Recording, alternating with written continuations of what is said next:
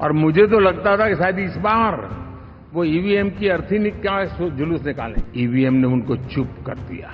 मुझे ये बताओ कि ईवीएम जिंदा है कि मर गया?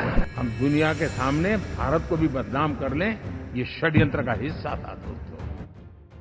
नमस्कार, पंजाब केसरी.com देख रहे हैं आप। मैं हूं आपके साथ सत्येंद्र शर्मा। 4 जून को परिणाम आने के बाद से सरकार बनाने की कवायद तेज हो रही थी।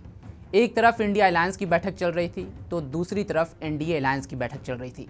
यहाँ पे आपको बता दें कि बीजेपी को अकेले दम पर पूर्ण बहुमत नहीं मिला है, इसलिए उसको अपने सहयोगियों के साथ यानी कि एनडीए के साथ सरकार बनानी पड़ रही है और उसी के कयास में लगातार बैठकों का सिलसिला जारी था। एनडीए को 292 सीट मिली है। हालांकि अब जो खबर सामने आ रही है उसमें एनडीए का जो ये आंकड़ा है लगभग 300 के पार चला गया है, क्योंकि कुछ निर्दलीय सांसदों ने एनडीए को समर्थन दिया है। आज वहीं एनडीए की तरफ से पार्लियामेंट्री पार्टी की मीटिंग बुलाई गई थी। ये मीटिंग पार्लियामेंट के सेंट्रल हॉल में रखी गई, जिसमें राजनाथ सिंह ने सर्वदलीय नेता के रूप में प्रधानमंत्री नरेंद्र मोदी का नाम का प्रस्ताव आगे रखा। उसके बाद से एनडीए के सभी दल घटकों ने, बीजेपी के नेताओं ने, सांसदों ने प्रधानमंत्री मोदी को अपना नेता चुना। अब जिसके बाद से 9 जून को मिली जानकारी के अनुसार प्रधानमंत्री नरेंद्र मोदी एक बार फिर से प्रधानमंत्री पद की शपथ लेंगे। और इस मीटिंग में सेंट्रल हॉल में जब ये मीटिंग चल रही थी तो कई सारे ऐसे वहाँ पे नज़ारे देखने को मिले जो कहीं ना कहीं एनडीए के लिए सुखद पल लेकर के आए हैं। नीतीश कुमार प्रधानमंत्री मोदी का पैर छूते नजर आए और सीधे सीधे 2029 के लिए भी उन्होंने भविष्यवाणी कर दी कि 2029 में एक बार फिर आप सत्ता में आएंगे और इस बार जो लोग जीते हैं इंडिया अलायंस की तरफ इशारा था उनका, और 2029 में वो हार जाएंगे। सुनिए नीतीश ने क्या कुछ कहा। और आप जान लीजिए कि कुछ लोग, हम लोगों को तो अब लगता है कि अगली बार जो आप आइएगा ना तो इस बार हम देखें कि कुछ इधर उधर कुछ जीत गया है, अगली बार सब हारेगा, हमको पूरा भरोसा है। ये सब बिना मतलब का बात बोल बोल करके क्या किया है? और ये सब कोई काम किया है? उन लोगों ने आज तक कोई काम नहीं किया है, देश की कोई सेवा नहीं की है। लेकिन आपने इतनी सेवा की है और उसके बाद इस तरह से हुआ है, तब इस बार फिर जो मौका मिला है तो इस मौका के बाद आगे अब उन लोगों के लिए कोई गुंजाइश नहीं रहेगा, वो सब खत्म हो जाएगा। तो सुना आपने, ये तो नीतीश का बयान था। हालांकि जब पीएम मोदी की बारी आई तो उन्होंने भी विपक्ष पर तंज कसने में देरी नहीं की। पीएम मोदी का ये हमेशा देखा जाता है कि जब उनको मौका मिलता है तो लगातार विपक्ष को एक एक चुन के जवाब देते हैं। साथ ही पीएम मोदी 4 जून के बाद से अभी तक वो चुप थे। हालांकि जिस दिन चुनाव परिणाम आए थे तो शाम को बीजेपी पार्टी मुख्यालय पे उन्होंने जनता का आभार जताया था और कई सारे बड़े वादे भी किए थे। लेकिन जब बात आई आज पार्लियामेंट में बोलने की, सेंट्रल हॉल में बोलने की, तो पहले तो पीएम मोदी ने जब सर्वदलीय नेता उनको चुना गया तो उन्होंने जा करके संविधान को प्रणाम किया।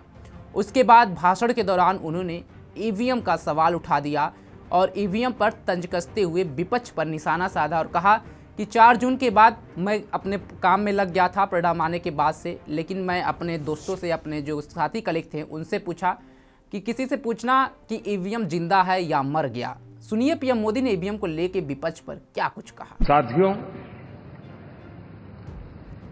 हम लोग जब 4 जून के नतीजे चल रहे थे, मैं तो अपने काम में कुछ व्यस्त था,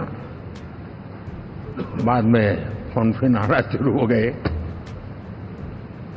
तो मैंने किसी को पूछा, यार ये तो ठीक है आंकड़े वांकड़े, तो मुझे ये बताओ कि ईवीएम जिंदा है कि मर गया?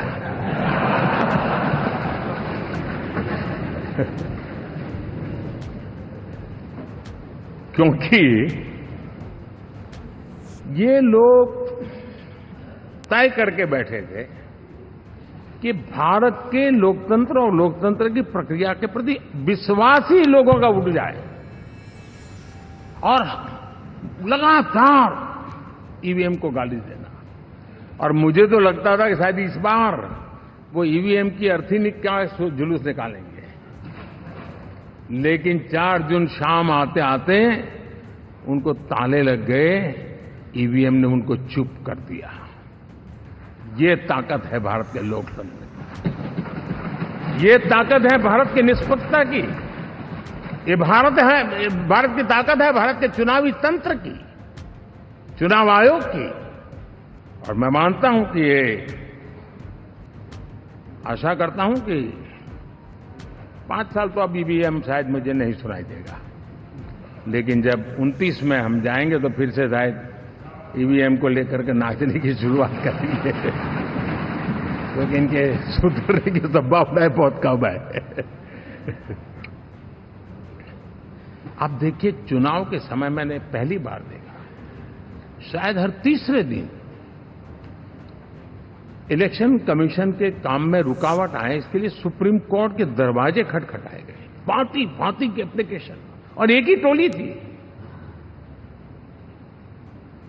और लोकतंत्र के प्रति जिनका भरोभार अविश्वास है, ऐसे लोग सुप्रीम कोर्ट का उपयोग करते हुए कैसे रुकावट डाले, इसका निरंतर प्रयास करते रहे।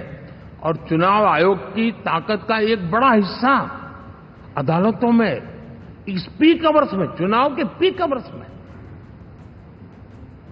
यानी कितनी निराशा लेकर के ये लोग मैदान में आए थे कि उन्होंने पूरा हमला उसी इंस्टीट्यूट पे लगा दो ताकि चुनाव के कोई भी परिणाम आए, हम दुनिया के सामने भारत को भी बदनाम कर लें।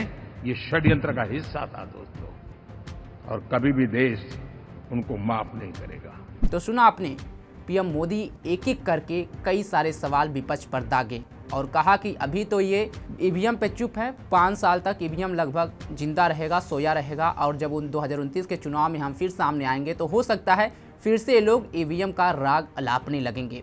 खैर, एक तरफ से अगर बात करें सरकार गठन की, तो सरकार गठन की तैयारी लगभग अब यहाँ पे तेज हो गई है। प्रधानमंत्री नरेंद्र मोदी नेता चुन लिए गए हैं और 9 जून का वो दिन है शाम 6 बजे, जो अभी तक खबर निकल के सामने आ रही है, वो देश में लगातार तीसरी बार कमान संभालेंगे देश की।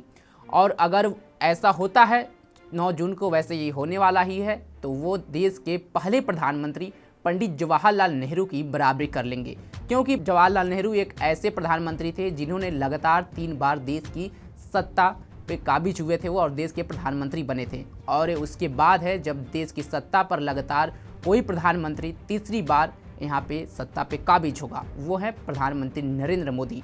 यानी पंडित जवाहरलाल नेहरू का जो ये आंकड़ा था, प्रधानमंत्री मोदी ने उसे दोहराया है। इस पूरे मामले पर आपकी क्या राय है, कमेंट बॉक्स में हमें जरूर बताएं। तमाम खबरों के लिए जुड़े रहे हमारे साथ और देखते रहे पंजाब केसरी.com। धन्यवाद।